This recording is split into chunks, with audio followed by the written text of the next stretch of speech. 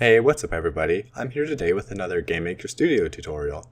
Today we're going to be looking at a little known feature of Gamemaker, and that's that it will detect when controllers are added or removed from your computer.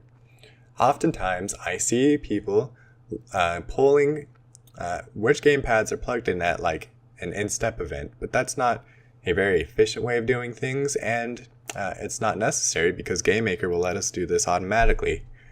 So let's go ahead and look at the event that will be triggered when this happens. So we can see here, this is the system event, and it will trigger when a gamepad is added or removed. And the way that it works is it's going to store some information inside of a DS map called async load. This map is going to have the keys event type and pad index. So let's go ahead and just look at a short little example of how we might be able to use this. So we're going to go ahead and create an object. I'm going to call this object obj input. And it's going to have an asynchronous system event. And let's go ahead and add a code block into it. So first things first, let's figure out the event type and what index it is. And we're just going to store those in some local variables. And we're going to use the DSMap accessor for the async load variable. So async load, the first one is going to be event type, spelled correctly, hopefully.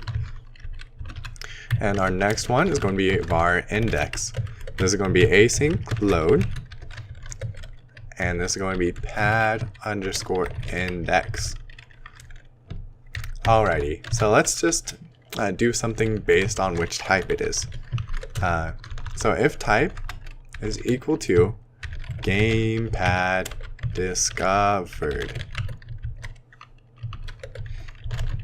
then we will show a debug message that just says controller connected, and then we're going to show which index the controller was connected in. And then otherwise we'll say show debug message controller disconnected. And once again we'll show which index the controller was at. This is just a short little example of what you can do with this event. So let's go ahead and add our object into the room. And just throw in our object and run the program.